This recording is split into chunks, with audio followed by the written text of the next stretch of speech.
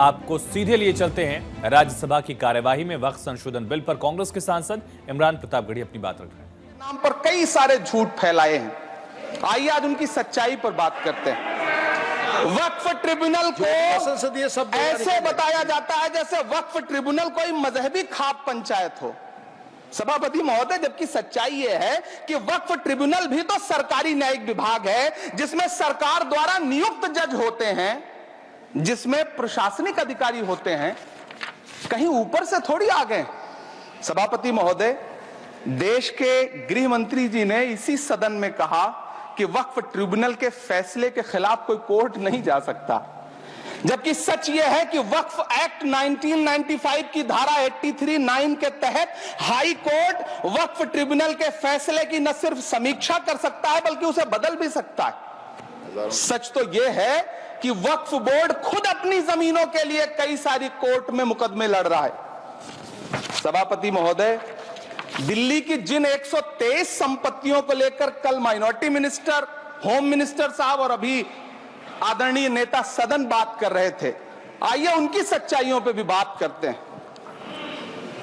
1911 में जब अंग्रेजी हुकूमत ने कोलकाता के बजाय दिल्ली को राजधानी बनाने का फैसला किया तो रायसीना हिल्स के चारों तरफ जो मुसलमानों की ढेर सारी जमीनें थी उनको एक्वायर किया गया और लुटियन को इसकी तामीर की जिम्मेदारी सौंपी गई। सेंट्रल विस्टा की तरह लुटियन जोन का मेगा प्लान तैयार हुआ, लेकिन उस वक्त के मुसलमानों ने उस वक्त की अंग्रेजी हुकूमत से अपनी इबादत गाहों को बचाने के लिए लड़ाई लड़ी। मामला ब्रिटिश गवर्नमेंट तक पहुंचा। तब यह तय हुआ कि वो जो धार्मिक स्थल हैं उन्हें जस का तस रहने दिया जाएगा।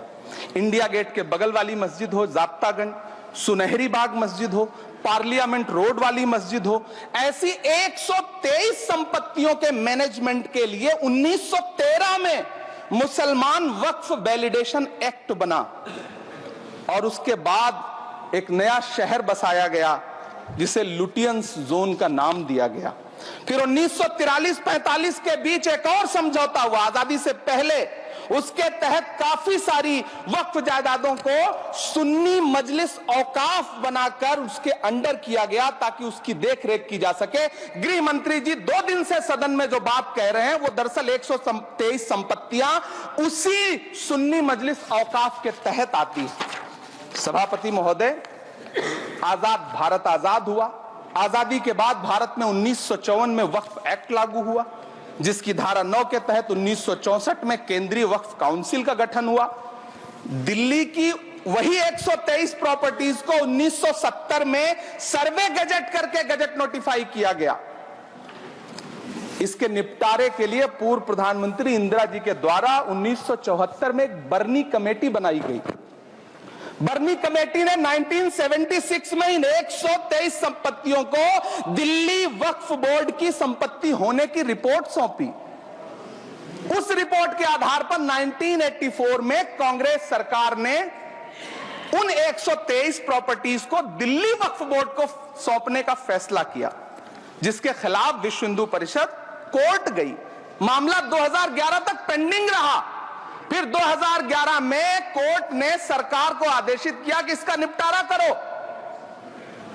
तब 2013 में तत्कालीन यूपीए सरकार ने दिल्ली की उन्हीं 123 जायदादों को बर्नी कमेटी की सिफारिशों के मुताबिक वक्फ बोर्ड के हवाले किया।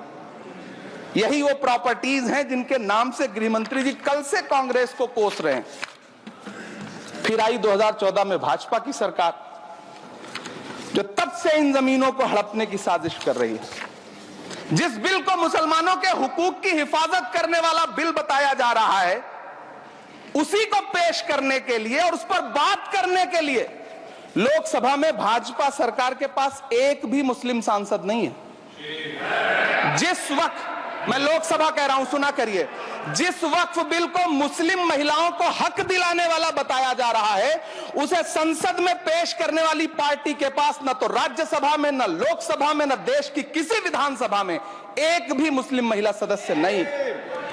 कल किरण रिजिजू जी कह रहे थे कि रेलवे की जमीनें देश की जमीन।